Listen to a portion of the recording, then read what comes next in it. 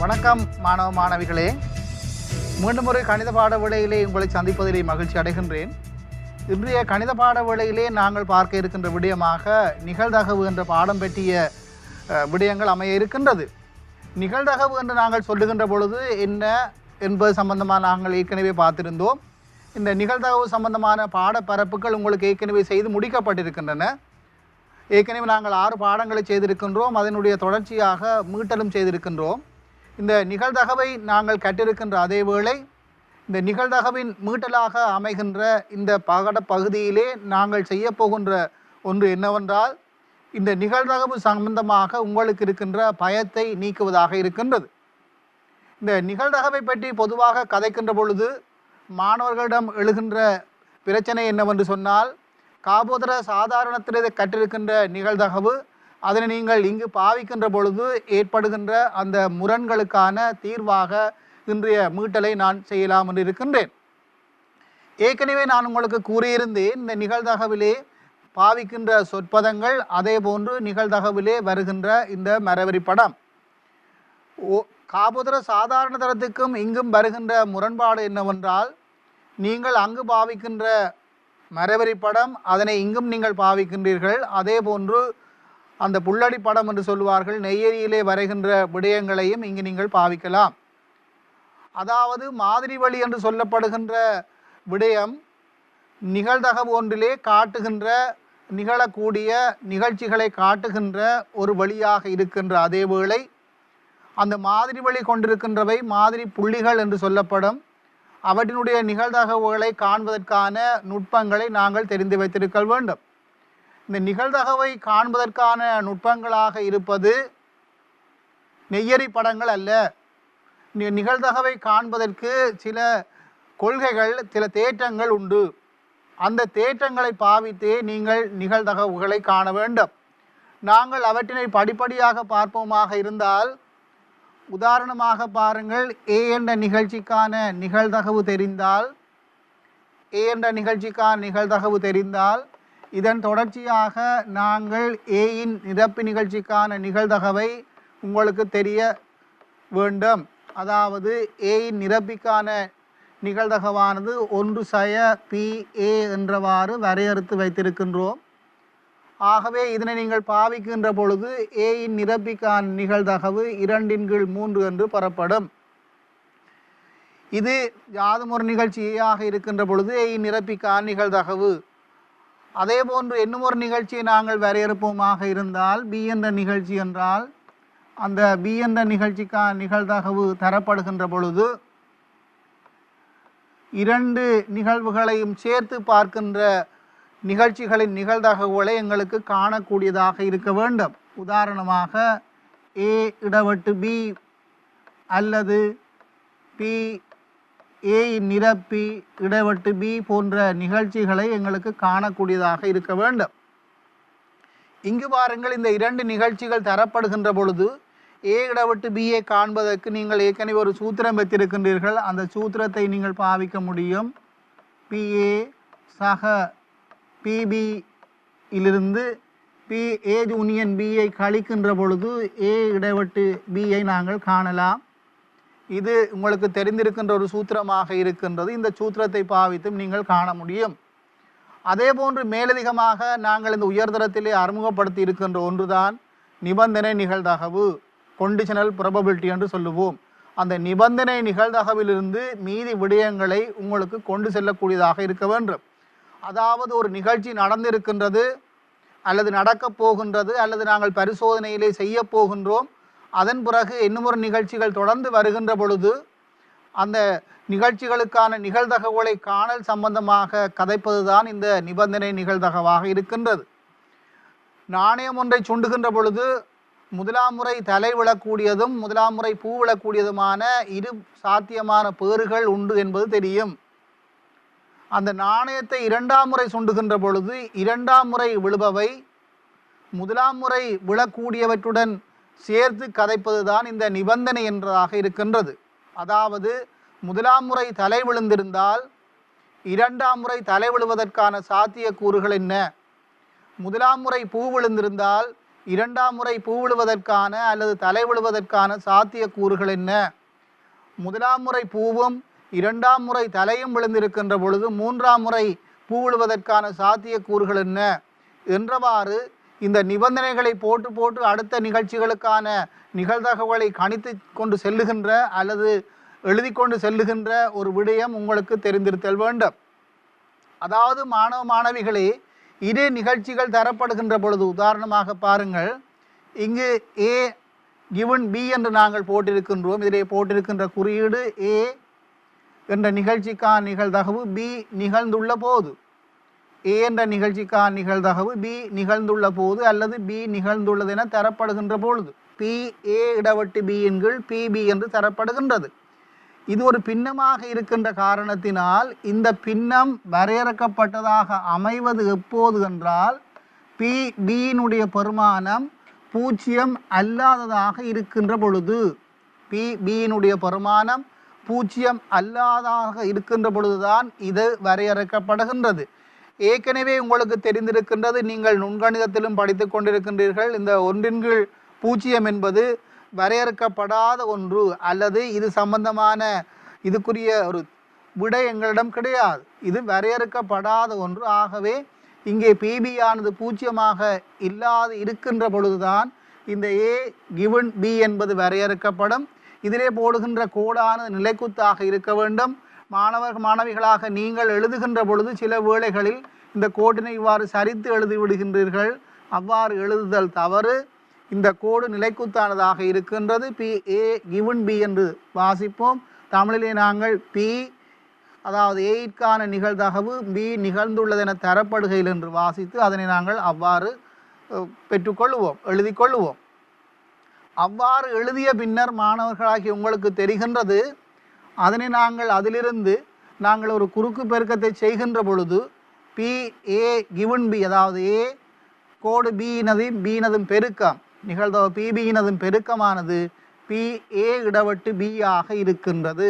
ஆகவே இங்கு நாங்கள் விளங்கிக் கொள்ள வேண்டியது இதுதான், PA இடவட்டு B ஆக இருக்கின்றது. அதாவது Aயும் Bயும் நிகழ்வதற்கான நிகழ்தகவு A இடவட்டு B என்பது PA given Bயினதும் PBயினதும் பெருக்கமாக இருக்கின்றது. இதனை நீங்கள் நன்கு விளங்கி கொண்டிருந்தால் தான் நீங்கள் மீதமுள்ள விடயங்களை கற்றுக்கொள்ள உங்களுக்கு இலகுவாக இருக்கும். இதிலே நீங்கள் மரவரி படத்திலே நீங்கள் செய்கின்ற பொழுது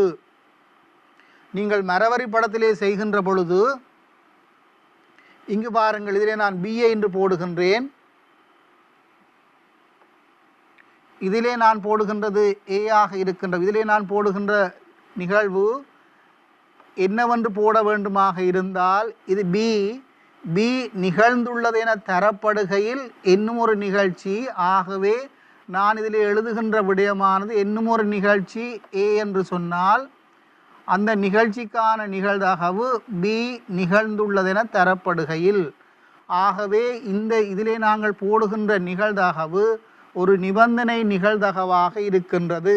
இதிலே போடுகின்ற நிகழ்தகவு 1/2, இதிலே போடுகின்ற நிகழ்தகவு 1/3 ஆக இருப்பின் உங்களுக்கு இது ரெண்டையும் பெருக்குகின்ற பொழுது, அதாவது இந்த Bக்குரிய நிகழ்ச்சிக்கான நிகழ்தகவு PB என்று சொல்லுவோமாக இருந்தால் இந்த PBயினதும் PA given Bயினதும் பெருக்கமானது எதனை தருகின்றது என்றால் A இடைவட்டு Bயினை தருகின்றது. இதன் இரண்டினதும் பெருக்கமானது A இடைவட்டு Bயினை தருகின்றது. பாருங்கள், இந்த மரவரி படத்தை நீங்கள் கீறுகின்ற பொழுது உங்களுக்கு வருகின்ற சிக்கலானது இவ்வாறு தான் அமைகின்றது. அதாவது இதிலே போடுகின்றது B ஆக இருக்கின்ற பொழுது A given B ஆக இருத்தல் வேண்டும். A given B ஆக இருத்தல் வேண்டும் என்பதை ஞாபகத்தில் கொள்ளுங்கள். இதனுடைய நீட்சியை நாங்கள் பார்ப்போம். இப்பொழுது இதனை நாங்கள் பார்க்கின்ற பொழுது பாருங்கள், இந்த மரவரி படம் உங்களுக்கு வழக்கமான பழகிய ஒன்றாக இருக்கின்ற காரணத்தினால் நீங்கள் மரவரி படத்தை கீறுகின்றீர்கள். இது A என்று சொன்னால் இது A பார் என்று நீங்கள் குறித்து கொள்ளுங்கள், அல்லது Aயின் நிரப்பி என்று குறித்து கொள்ளுங்கள். ஏதோ ஒரு குறியீட்டை பாவித்து கொள்ளுங்கள்.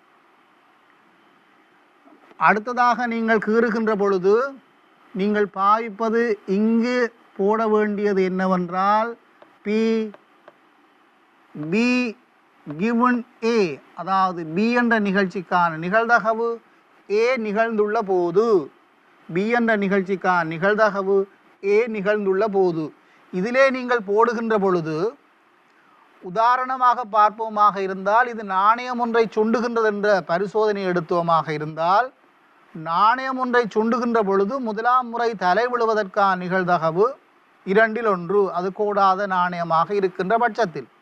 ஆகவே இதிலே 2 போடுவீர்கள். கோடாத நாணயம் என்ற காரணத்தினால் இது A நான் தலை என்று கொள்வேனாக இருந்தால், இங்கு பியை நான் தலை, அதாவது இதுகும் தலையாக இருக்கின்றது. எப்பொழுது முதலாம் தரம் தலை விழுந்ததாக இருக்கின்ற பொழுது 2ஆம் முறை தலை விழுவதற்கானது. 2ஆம் முறை நாணயத்தை சுண்டுகின்ற பொழுது தலை விழுவதற்கான நிகழ்தகவு முதலாம் தரை சுண்டுகின்ற பொழுது விழுந்ததிலே தங்கி இருப்பதில்லை. ஆகவே இதனுடைய நிகழ்தகவும் 1/2 இருக்கின்றது.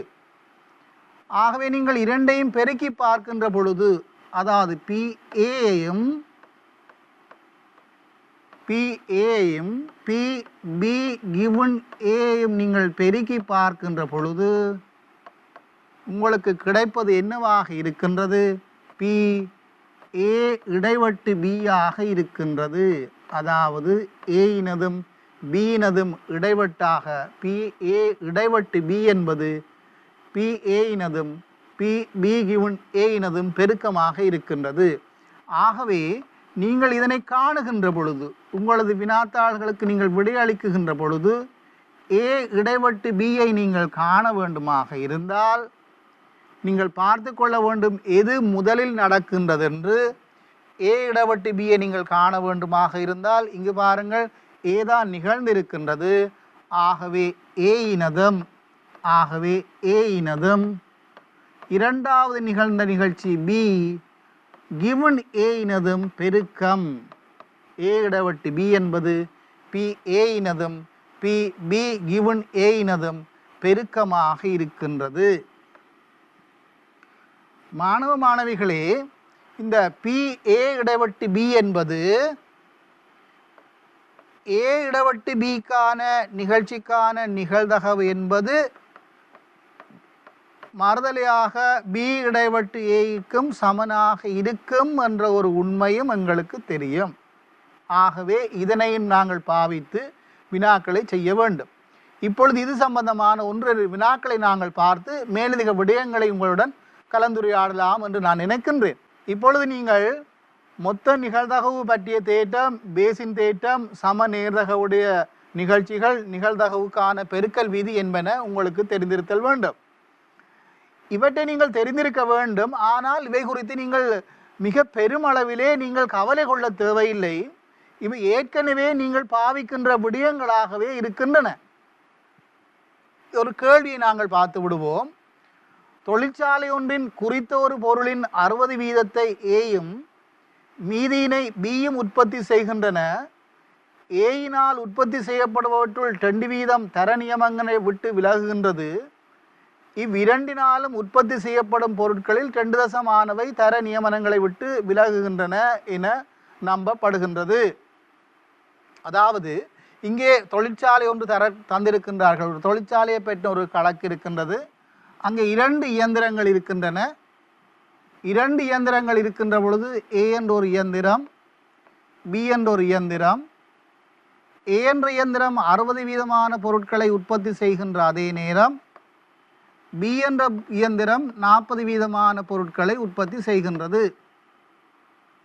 இந்த A ஆனது 60%, B 40% இருக்கின்ற அதே நேரத்தில் இந்த இயந்திரம் உற்பத்தி செய்கின்ற பொருட்களிலே, A என்ற இயந்திரம் உற்பத்தி செய்கின்ற பொருட்களிலே 2% தர நியமங்களை விட்டு விலகுகின்றவையாக இருக்கின்ற அதே வேளை B என்ற இயந்திரம் உற்பத்தி செய்பவற்றிலே குறித்த எண்ணிக்கையானவை அல்லது குறித்த சதவீதமானவை தர நியமனங்களை விட்டு விலகுகின்றன. அது இந்த வினாவிலே தரப்படவில்லை.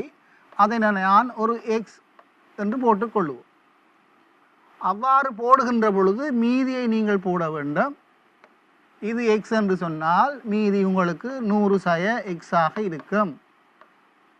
அதாவது இது பிக்கு. அதே போன்று ஏக்கு வருகின்ற பொழுது 2 என்றால் இது 98. இது சாதாரணமாக உங்களுக்கு தெரிகின்ற ஒரு விடயமாக இருக்கின்றது. இதனை நிகழ்தகவிலே எப்படி போடுவது அல்லது என்ன குறியீடுகளை பாவிப்பது என்று பார்த்து கொள்ளுங்கள். மரவரி படத்தை நீங்கள் கீறிவிடலாம். ஆனால் மரவரி படத்தை நீங்கள் கீறுவதற்கு முன்னர் நீங்கள் பரீட்சையிலே மரவரி படத்தை உபயோகியுங்கள், வேண்டாம் என்று சொல்வதற்கில்லை. ஆனால் நீங்கள் படிக்கின்ற பொழுது அல்லது பரீட்சை எழுதுகின்ற பொழுதும் குறியீடுகளை பாவிப்பதற்கு, மரவரி படத்தை கீறினாலும் குறியீடுகளை பாவிப்பதற்கு பழகி கொள்ளுங்கள். இங்கு பாருங்கள், ஏ என்பது 60 வீதம், பி என்பது 40 வீதம் என்று சொன்னால் இதனை நாங்கள் எவ்வாறு குறிக்க வேண்டும் என்றால், ஏ என்பதற்குரிய நிகழ்தகவு PA 60/100 என்றவாறு நீங்கள் குறித்து கொள்ள வேண்டும். PA. பி என்பதை நீங்கள் A பார் என்றும் குறித்து கொள்ளலாம் அல்லது B என்றும் குறித்து கொள்ளலாம். ஏன்? இது உற்பத்தி செய்தவற்றுள் மீதமானவற்றை அது உற்பத்தி செய்து கொள்ளும். ஆகவே உங்களுக்கு இது 60 வீதம் என்று தந்திருந்தால் மீதி 40 வீதம் என்பது 2ஐயும் கூட்ட 100 வீதம் வர வேண்டும் என்ற காரணத்தினால் மீதி 40 வீதம் என்பதை கணிப்பதிலே உங்களுக்கு சிரமங்கள் இருக்கக்கூடாது. ஆகவே பியை கணியுங்கள். பியினுடையது 40/100 என்றவாறு வருகின்றது. இவைகளை எவ்வாறு போடுவது? உற்பத்தி செய்தவற்றில்தான் பழுதுகள் வரும். மறுதலையாக பழுதுகள் வந்தவை உற்பத்தி செய்யப்படுவது இல்லை. ஆகவே இங்கே தமிழை நீங்கள் பார்க்க வேண்டும். பழுதுகள் வந்த பொருட்கள் உற்பத்தி செய்யப்பட்ட பொருட்கள் தான். ஆனால் பழுதான பொருட்களை போட்டு அந்த பழுதான பொருட்களை உற்பத்தி செய்வதில்லை. ஒரு நிறுவனத்திலே இருக்கின்ற இயந்திரமானது பொருட்களை உற்பத்தி செய்கின்ற பொழுது அந்த உற்பத்தியில் வருகின்ற பொருட்கள், அந்த இயந்திரங்களிலான உற்பத்தி செய்யப்பட்ட பொருட்களிலே பழுதான பொருட்கள் இருக்கு. பழுதான பொருட்கள் என்று நாங்கள் சொல்லுகின்ற பொழுது உற்பத்தி செய்பவற்றிலே பழுது என்று கதைப்பது தர நியமனங்களை விட்டு விலகுவது. அதாவது ஒரு ஆணியை நாங்கள் செய்கின்றோம் என்றால் அந்த ஆணிக்கு எங்களுக்கு சில நிபந்தனைகள் இருக்கும். ஆணினுடைய விட்டம் அல்லது ஆணினுடைய நீளம் போன்றவாறு இருக்கும். அவ்வாறு இருக்கின்ற பொழுது அந்த நிபந்தனைகளை திருப்தி செய்யாதவற்றை நாங்கள் தர நியமங்களை விட்டு விலகுகின்றன என்று நாங்கள் சொல்லுவோம்.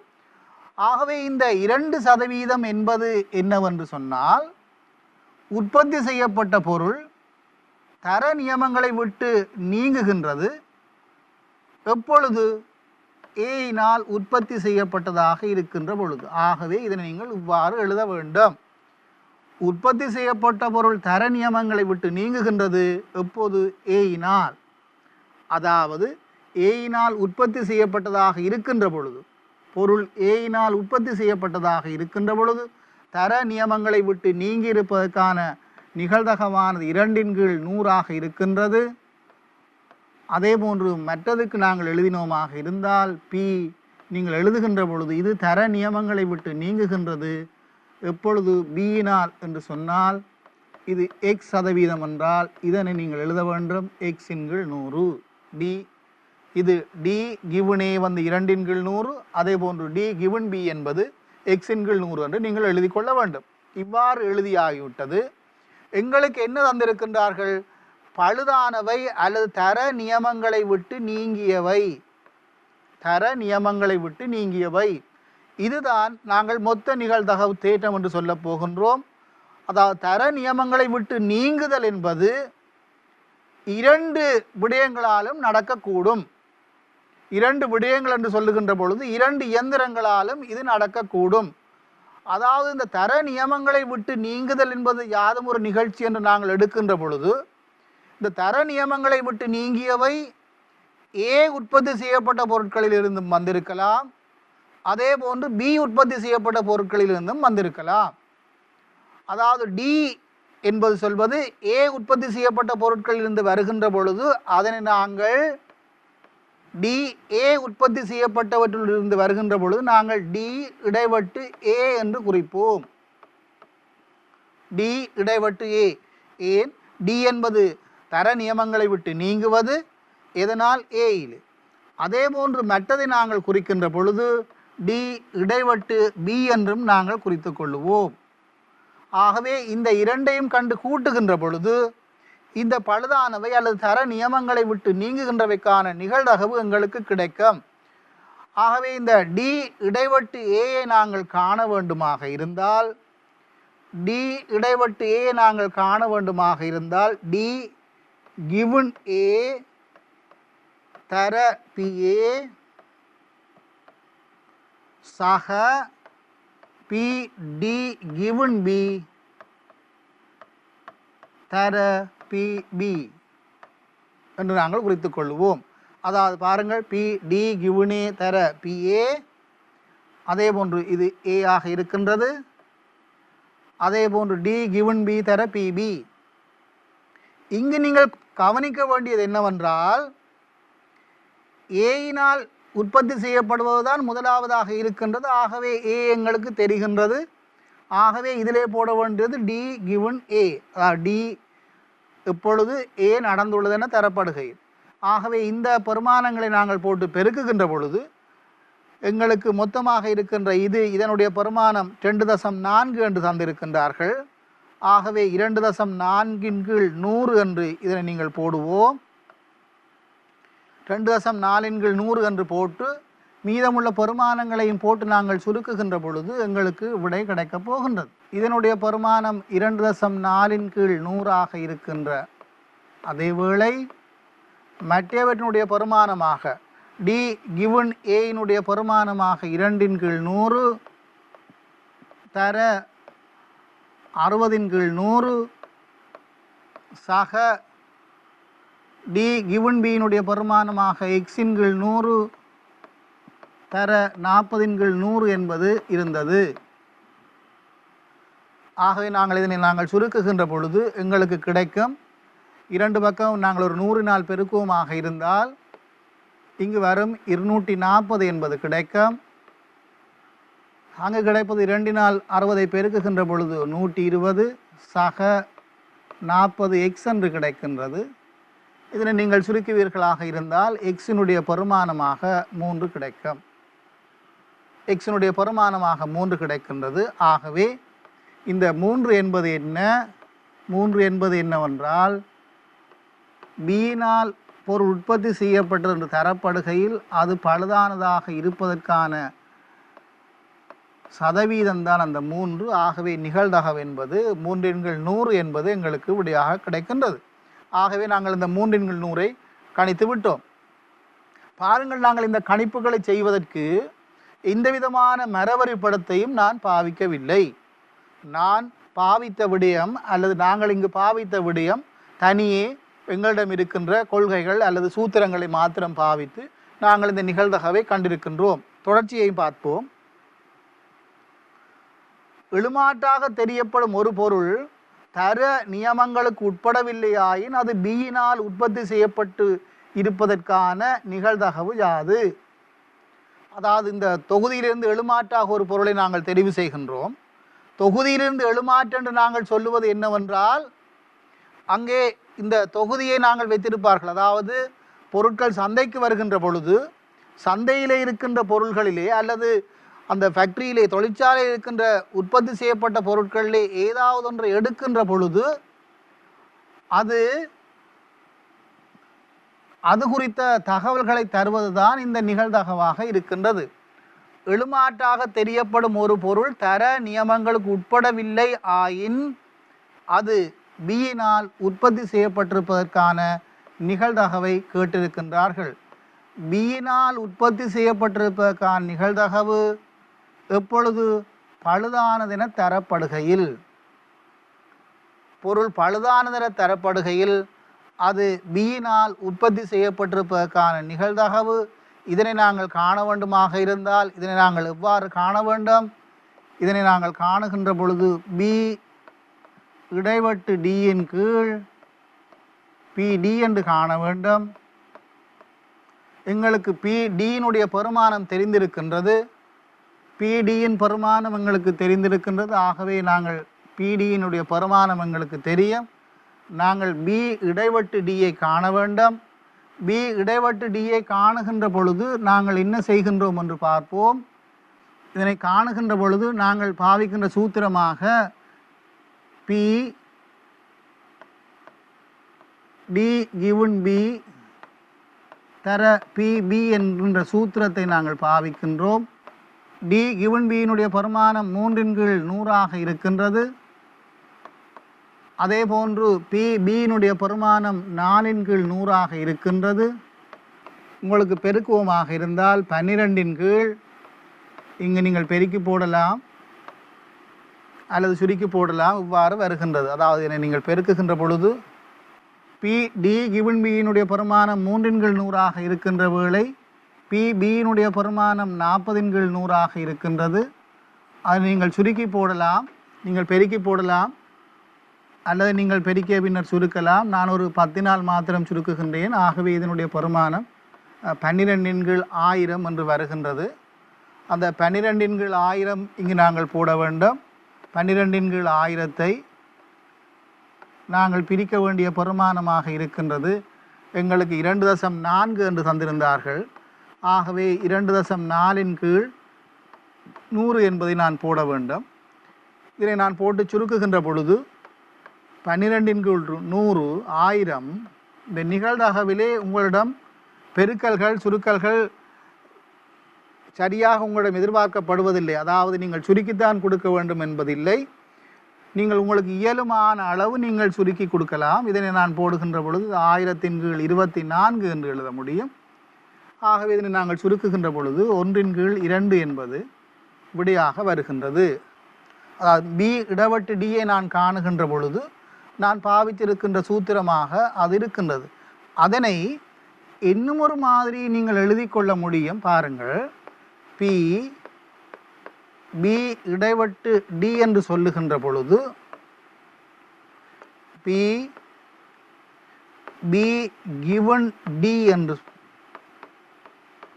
நாங்கள் இவ்வாறு எழுதி கொள்ள முடியும். இவ்வாறு இங்கு தரப்பட்ட இங்கு இருக்கின்ற பிரச்சனை என்னவென்று சொன்னால், நாங்கள் செய்கின்ற பொழுது எங்களிடம் வருகின்றது.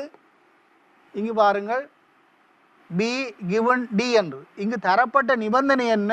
டி. நிபந்தனை டி என்று சொன்னால் அதனுடைய கருத்து பழுது என்று சொல்லுகின்றார்கள். தெரிவு செய்யப்பட்ட பொருள் பழுது என்று சொல்லுகின்ற பொழுது பியினால் உற்பத்தி செய்யப்பட்டிருப்பதற்கான நிகழ்தகவு. இங்கு பழுது என்று சொல்லப்படுகின்ற பொழுது என்பது நடைமுறையிலே மற்ற பக்கமாக, அதாவது மறுகரையாக வருகின்ற ஒன்று. மறுகரையாக வருகின்ற ஒன்று என்று நாங்கள் சொன்னால் உண்மையில் நடக்கின்ற விடயங்கள் என்ன? உற்பத்தி செய்யப்படுகின்றது, சந்தைக்கு வருகின்றது, உற்பத்தி செய்யப்பட்டவற்றிலே பழுதுகள் இருக்கின்றன. நாங்கள் மறுகரையாக போகின்ற பொழுது, அதாவது மாதிரியை எடுத்து நாங்கள் ஒன்றினை கதைக்கின்ற பொழுது இங்கு வருகின்ற விடயம்தான் இந்த பேசின் தேற்றமாக இருக்கின்றது. அந்த கதைக்கின்ற விடயம்தான் பேசின் தேற்றமாக இருக்கின்றது. அது எவ்வாறு அமைகின்றது என்பது சம்பந்தமாகவும் இங்கு ஒரு முறை நாங்கள் பார்த்து விடுவோம். ஏ கிவன் பி என்று சொல்லப்படுகின்ற பொழுது ஏ இடைவட்டு பியின் கீழ் பி பி என்று எழுத முடியும். ஆகவே இதிலிருந்து எங்களுக்கு வருவதாக இருக்கின்றது பி ஏ இடைவட்டு பி என்பது ஏ இடைவட்டு பி என்பது பி ஏ கிவன் பி தர பிபி ஆக இருக்கின்றது. இது எங்களுடைய ஒரு முடிவாக இருக்கின்றது. அதாவது பி ஏ இடைவட்டு பியை நாங்கள் இவ்வாறு நாங்கள் கணித்து கொள்ளலாம். அதே போன்று இன்னும் ஒரு விதமாக நீங்கள் கணித்து கொள்ளலாம். பாருங்கள், பி பி கிவன் ஏ என்று இவ்வாறு மாறி இருக்கின்ற பொழுது இதனை நாங்கள் எழுதலாம் பி பி இடைவட்டு ஏயின் கீழ் பிஏ என்று எழுதி கொள்ளலாம். இதிலிருந்து வருகின்ற ஒன்றாக பி பி இடைவட்டு ஏ என்பது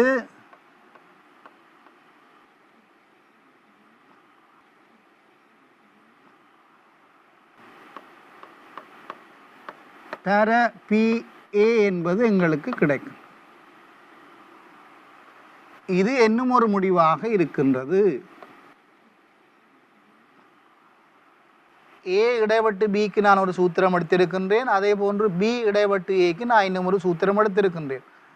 எங்களுக்கு தெரியும் ஏ இடைவட்டு பியும் பி இடைவட்டு ஏ என்பதும் இரண்டும் சமனானவை.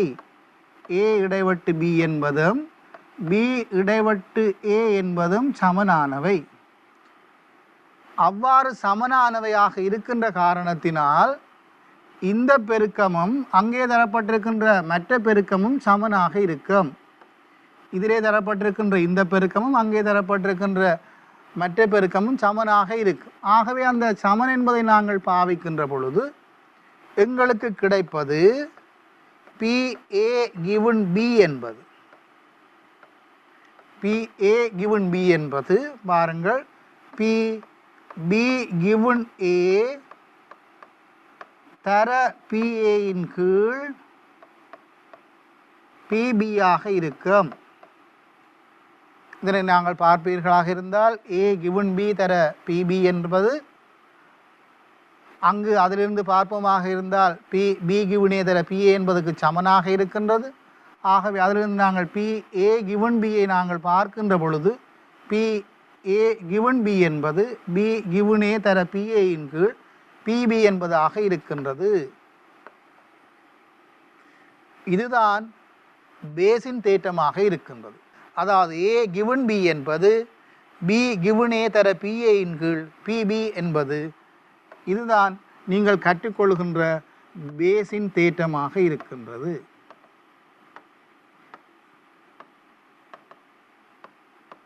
இது ஏன் எங்களுக்கு உதவுகின்றது என்றால் ஒரு நிகழ்தகவுகளை தருகின்ற பொழுது நாங்கள் மற்ற பக்கத்தால் வருகின்ற பொழுது வினாவை மறுகரையால் அணுகுகின்ற பொழுது அதாவது நிபந்தனைகளை மாற்றி அணுகுகின்ற பொழுது இந்த பேசின் தேற்றம் எங்களுக்கு தேவைப்படுகின்றது.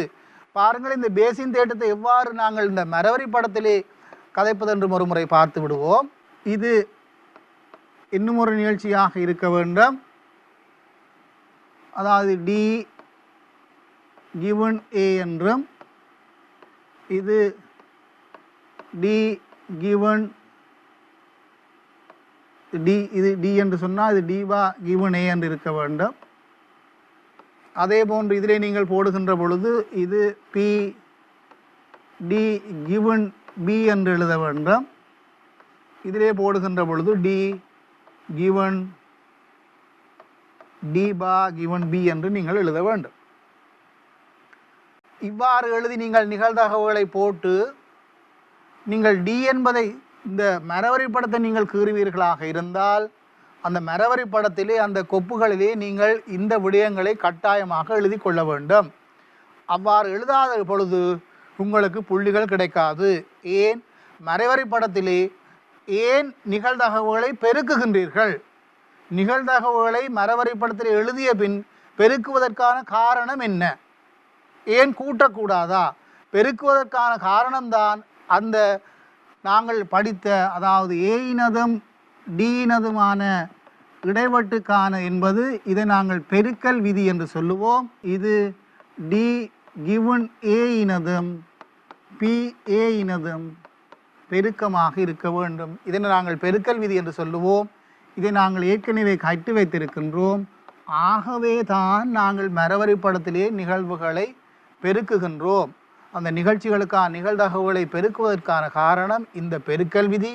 இந்த பெருக்கல் விதி இருப்பதனால் தான் பெருக்குகின்றோம். இந்த பெருக்கல் விதிக்கு யார் 2 பேரை பெருக்குகின்றோம்? இதிலே போட்டிருக்கின்ற D given A தான் பெருக்க வேண்டும். ஆகவே அது இங்கு தெளிவாக எழுதப்பட்டிருக்கின்ற பொழுதுதான் நீங்கள் பெருக்குவதற்கு அர்த்தம் இருக்கின்றது.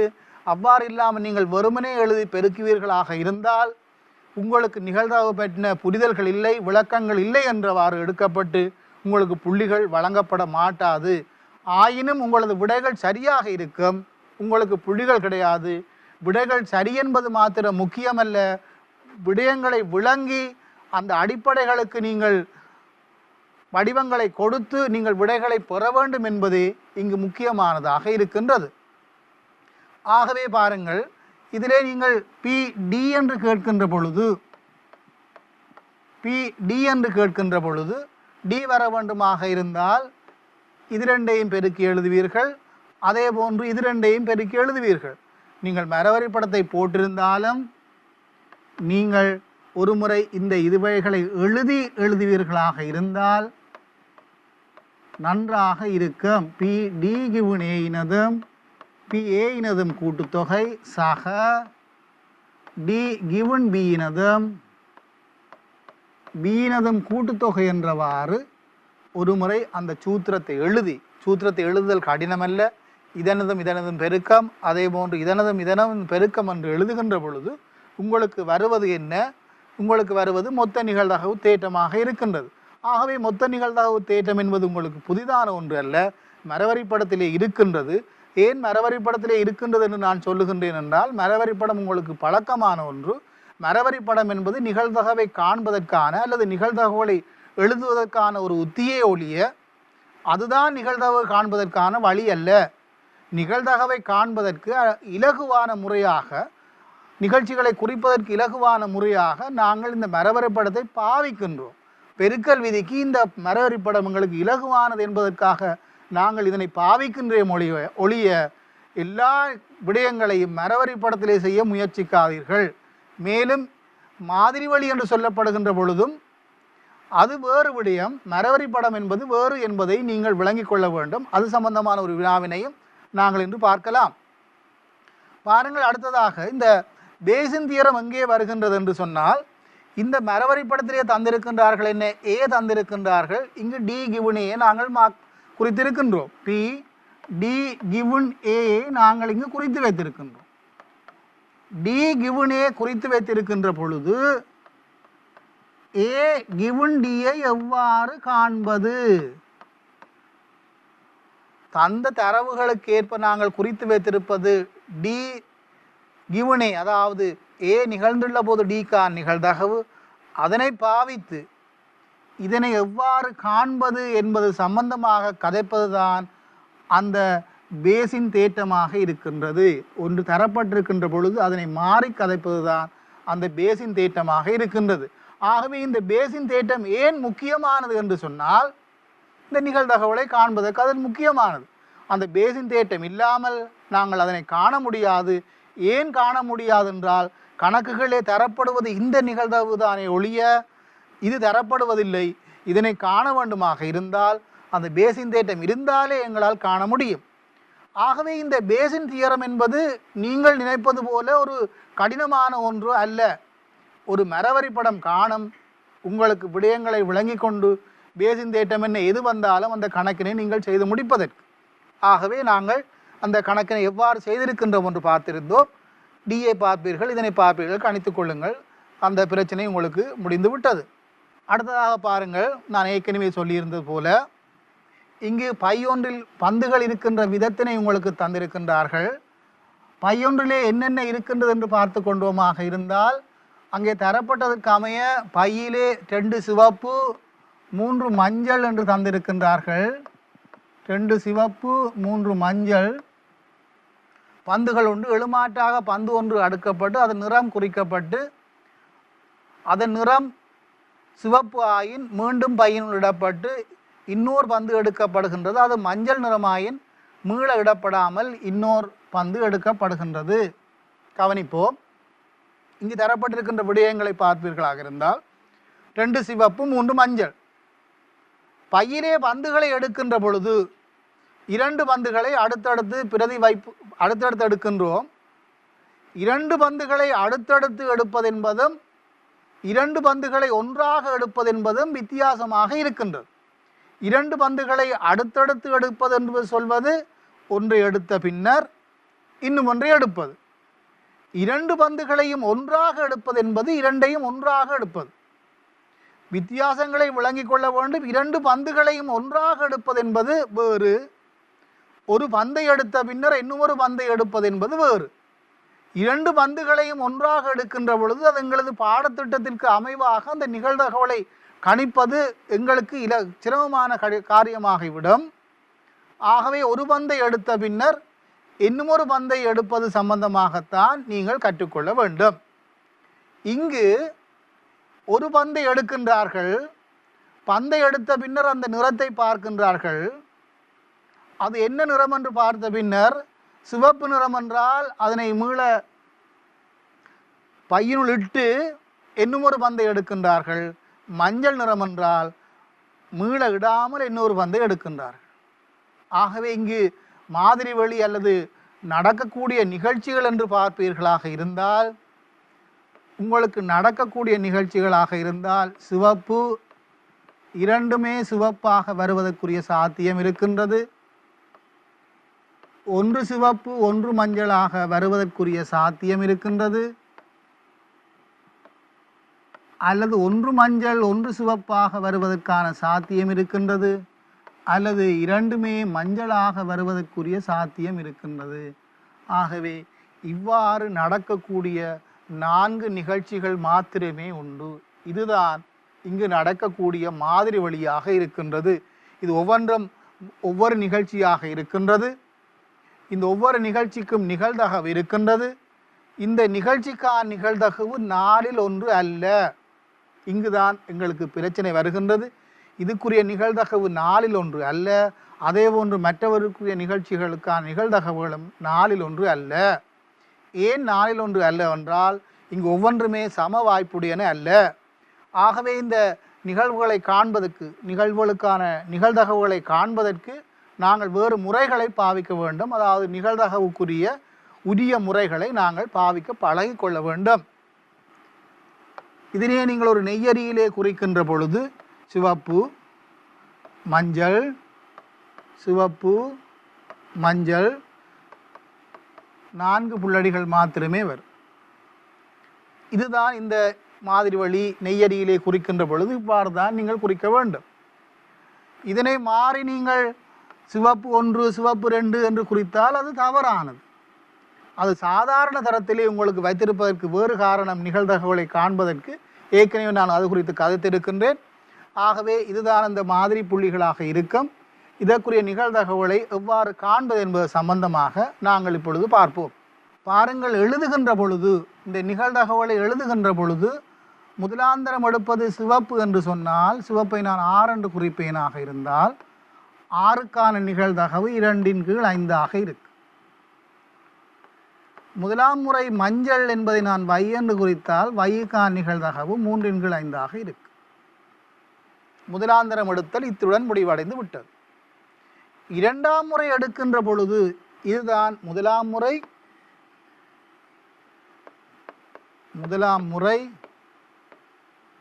இரண்டாம் முறை நீங்கள் எடுக்கின்ற பொழுது அது நிபந்தனை நிகழ்தகவு என்று சொல்லப்படும். அதாவது முன்னர் ஏதோ நடந்திருக்கின்ற பொழுது இரண்டாவது எப்படி இருக்க போகின்றது. முன்னர் நடந்திருப்பது என்ன? முன்னர் நடந்திருப்பது சிவப்பாக இருந்தால் இரண்டாம் முறை சிவப்படுப்பதற்கான நிகழ்தகவு. இதற்கு உங்களுக்கு ஒரு விளக்கத்தை நீங்கள் பார்த்து கொள்ள வேண்டும். இதிலே 2 சிவப்புகள் இருந்தன, 3 மஞ்சள்கள் இருந்தன. நாங்கள் எடுத்தது சிவப்பாக இருந்தால் மீள இடாமல் இன்னும் ஒன்றை எடுக்கின்றோம்.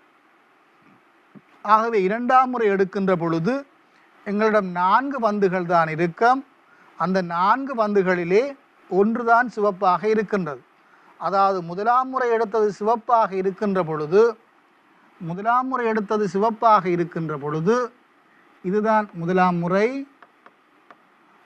முறை எடுத்தது சிவப்பாக இருக்கின்ற பொழுது இரண்டாவது சிவப்பாக வருவதற்கான நிகழ்தகவு அங்கே மொத்தமாக இருந்ததை நீங்கள் பார்த்திருந்தீர்கள். ஏன்? அங்கு மொத்தமாக 4 இருக்கின்றது. அதிலே ஒரு சிவப்பு தான் இருக்கு. அதே போன்று முதலாம் முறை எடுத்தது சிவப்பாக இருக்கின்ற பொழுது இரண்டாம் முறை எடுப்பது மஞ்சளாக வரலாம். மஞ்சள் என்பது, இது 6 என்றால் இதனுடைய நிரப்பியாக இருக்கும் மஞ்சள் என்பது அதற்குரிய நிகழ்தகவு 3/4. இவ்வாறு ஒரு முறை இந்த நிகழ்தகவுகளை நாங்கள் பார்த்து விடுவோம். நிகழ்தகவுகளை பார்ப்போமாக இருந்தால் PR என்பது 2/5, PY என்பது 3/5, PR⁻R என்பது 1/4, R⁻Y என்பது 2/5, Y⁻R என்பது 3/4, அதே போன்று Y⁻Y என்பது 3/5 இருக்கின்றது. ஆகவே இந்த நிகழ்ச்சிக்கான நிகழ்தகவுகளை நாங்கள் காணுகின்ற பொழுது பார்ப்போம் என்ன கேட்டிருக்கின்றார்கள் என்று நாங்கள் பார்ப்போமாக இருந்தால், உதாரணமாக பாருங்கள், இரண்டும் சிவப்பு என்றால் முதலாம் முறையின் சிவப்பு இரண்டாம் முறையின் சிவப்பு, முதலாம் முறையும் சிவப்பு இரண்டாம் முறையின் சிவப்பு என்றால் முதலாம் முறை சிவப்பு வர வேண்டும். அதே போன்று முதலாம் முறை சிவப்பு வந்துள்ளது என தரப்படுகின்ற பொழுது இரண்டாம் முறையும் சிவப்பு வர வேண்டும். இவ்வாறு எழுதி கொண்டு போதல் உங்களுக்கு இலகு. ஆர் இடைவெட்டு ஆர் என்றால் பிஆர், பிஆர் கிவன் ஆர் என்று வரும்.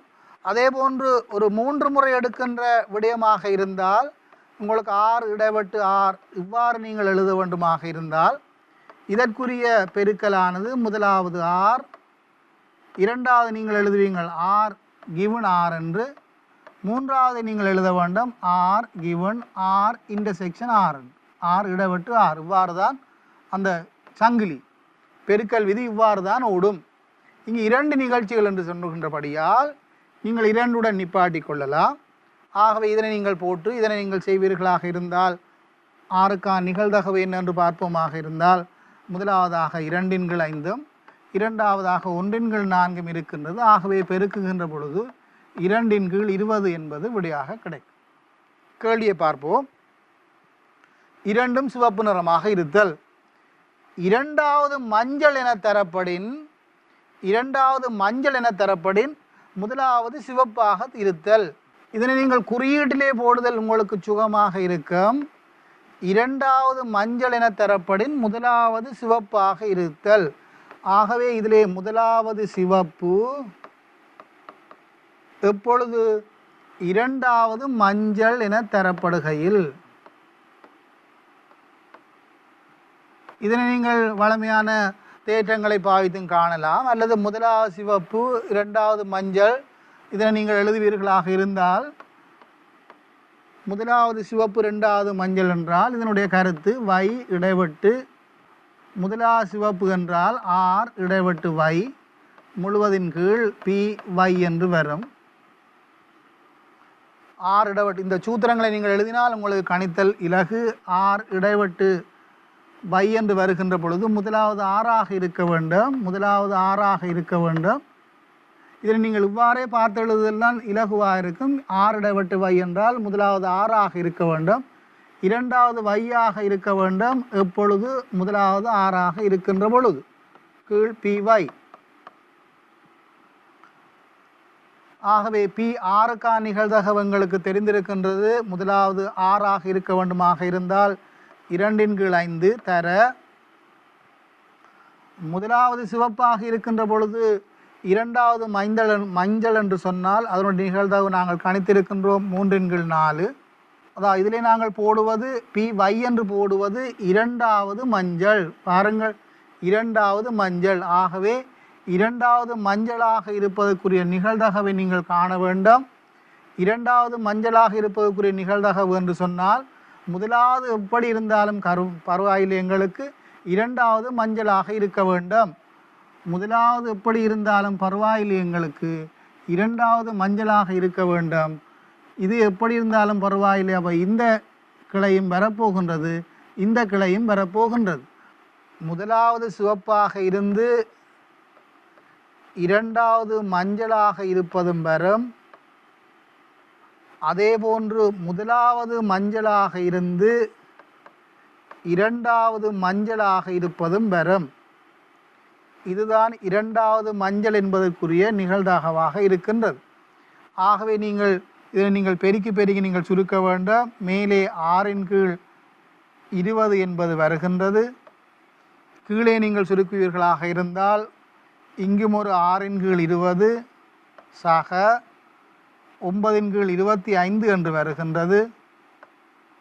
ஆகவே எனக்கு இந்த சுருக்கலை நான் கணித்து கொள்ள வேண்டும். மேலும் கீழும் நான் ஒரு 100 பெருக்குவேனாக இருந்தால் எனக்கு மேலே 30 என்பது கிடைக்கும். கீழே நான் 100 பெருக்குகின்ற பொழுது மீண்டும் ஒரு 30, திருப்பி ஒரு 100 பெருக்குகின்ற பொழுது இது 9ஆக இருக்கின்ற காரணத்திலான் 36 என்றும் கிடைக்கும்.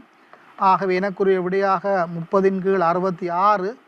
நான் அதை சுருக்குவேனாக இருந்தால் எனக்கு 5/11 என்பது விடையாக கிடைக்கும். ஆகவே இவ்வாறு இந்த விடயங்களை நீங்கள் செய்து பழகிக்கொள்ள வேண்டும். பாருங்கள், ஞாயிற்றுக்கிழமைகளில் மீனவன் ஒருவன் மீன் பிடிப்பதற்காக தன் வீட்டுக்கு அண்மையில் உள்ள 5 இடங்களில் ஒன்றுக்கு செல்வது வழக்கம். அவன் கடலுக்கு செல்வதற்கான நிகழ்தகவு 0.5, ஆற்றுக்கு செல்வதற்கான நிகழ்தகவு 0.25 ஏரிக்கு செல்வதற்கான நிகழ்தகவு என்றவாறு தந்திருக்கின்றார்கள். ஆகவே நீங்கள் இங்கு பார்க்க வேண்டிய விடயங்கள் என்னவென்று சொன்னால், இங்கு அவர் 3 இடங்களுக்கு செல்ல முடியும். அதாவது கடலுக்கு செல்ல முடியும், ஆற்றுக்கு செல்ல முடியும், ஏரிக்கு செல்ல முடியும். ஆகவே நீங்கள் கடல் என்றால் என்ன, ஆறு என்றால் என்ன என்பது சம்பந்தமாக நீங்கள் குறித்து வைத்துக் கொள்ள வேண்டும். கடல், ஏரி, ஆறு. ஏரிக்கு நாங்கள் என்ன குறியீடு போட போகின்றோம் என்று முதலில் நீங்கள் தீர்மானித்துக் கொள்ளுங்கள். ஏரியை நான் எல் என்று குறித்துக் கொள்கின்றேன். அதே போன்று ஆற்றினை நான் ஆர் என்று குறித்துக் கொள்கின்றேன். குறித்தால் இந்த PS என்பது கடலுக்கான நிகழ்தகவு என்பது 1/2 ஆக இருக்கின்றது. அதே போன்று ஏரிக்கானதாக 1/4 இருக்கின்றது. ஆற்றுக்கானதாக அதுவும் 1/4 இருக்கின்றது. மேலும் இன்னும் ஒரு விடயம் வருகின்றது, மீன் பிடித்தல் என்பது. மீன் பிடித்தல் என்று சொன்னால் எஃப் என்று சொல்லுவோம். ஆகவே இந்த நிகழ்தகவுகளை நீங்கள் குறிக்க தெரிந்திருக்க வேண்டும். பி மீன் பிடித்தல், கடலுக்கு போயிருந்தால் மீன் பிடித்தல், அதாவது மீன் பிடித்தல் கடலுக்கு போயிருந்தால், மீன் பிடித்தல் ஆற்றுக்கு போயிருந்தால், மீன் பிடித்தல், இவ்வாறு இந்த நிகழ்தகவுகள் அங்கு தந்திருக்கின்றார்கள்.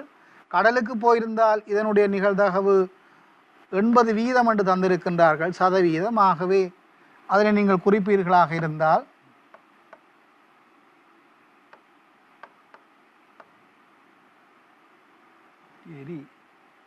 இவ்வாறு அந்த நிகழ்தகவுகள் வந்திருக்கின்றன.